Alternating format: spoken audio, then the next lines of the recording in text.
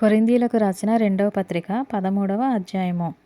ఈ 3వసారి నేను మీ యొద్దకు వచ్చుచున్నాను. 2-3 సాక్షుల నోట ప్రతి మాటయు స్థిరపరచబడవలెను. నేను మునుపు చెప్పి తిని, నేనిప్పుడు మీ యొద్ద లేకున్నను రెండోసారి మీ యొద్దనున్నట్టుగానే మునుపటి నుండి పాపము చేయుచుండిన వారికిని మిగిలిన వారికందరికిని ముందుగా తెలియజేయనదేమనగా, నేను తిరిగి వచ్చిన ఎడల కనికరము చూపను. క్రీస్తు నా యందు పలుకుచున్నాడని రుజువు కోరుచున్నారా? ఆయన మీ ఎడల బలహీనుడు కాడు గాని మీ యందు శక్తిమంతుడై ఉన్నాడు. బలహీనతను బట్టి ఆయన సిలువ వేయబడెను గాని దేవుని శక్తిని బట్టి జీవించుచున్నాడు. మేమును ఆయన యందుండి బలహీనులమై ఉన్నాము గాని మీ ఎడల దేవుని శక్తిని బట్టి ఆయనతో కూడా జీవము గల వారము. మీరు విశ్వాసము గలవారై ఉన్నారో లేదో మిమ్మును మీరే శోధించుకొని చూచుకొనుడి. మిమ్మును మీరే పరీక్షించుకొనుడి. మీరు భ్రష్టులు కాని ఎడల యేసుక్రీస్తు మీలోనున్నాడని మిమ్మును గూర్చి మీరే ఎరుగరా? మేము భ్రష్టులము కామని మీరు తెలుసుకొందురని నిరీక్షించుచున్నాను.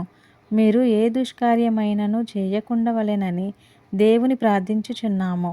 మేము యోగ్యులమైనట్టు కనబడవలెనని కాదు గాని మేము భ్రష్టులమైనట్టు కనబడినను మీరు మేలైనదే చేయవలెనని ప్రార్థించుచున్నాము. మేము సత్యమునకు విరోధముగా ఏమీ చేయనేరము గాని సత్యము నిమిత్తమే సమస్తమును చేయుచున్నాము. మేము బలహీనులమై ఉన్నను మీరు బలవంతులై ఉండిన ఎడల సంతోషించెదము. దీని నిమిత్తమే అనగా మీరు సంపూర్ణులు కావలెననియే ప్రార్థించుచున్నాము. కాబట్టి నేను మీ యొద్దకు వచ్చినప్పుడు పడద్రోయుటకు కాక మిమ్మును కట్టుటకే ప్రభువు నాకు అనుగ్రహించిన అధికారము చొప్పున కాఠిన్యము కనపరచుకుండునట్లు దూరముగా ఉండగానే ఈ సంగతులు వ్రాయుచున్నాను. తుదకు సహోదరులారా, సంతోషించుడి, సంపూర్ణులై యుండుడి, ఆదరణ కలిగి యుండుడి, ఏక మనసు గలవారై యుండుడి, సమాధానముగా ఉండుడి.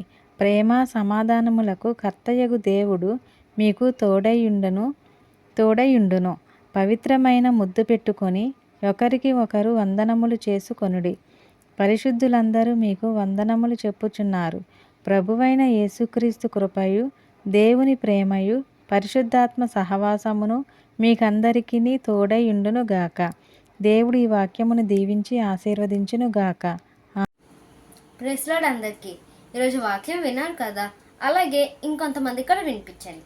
మన యూట్యూబ్ ఛానల్ని లైక్ చేయండి, షేర్ చేయండి, సబ్స్క్రైబ్ చేయండి. Thank you.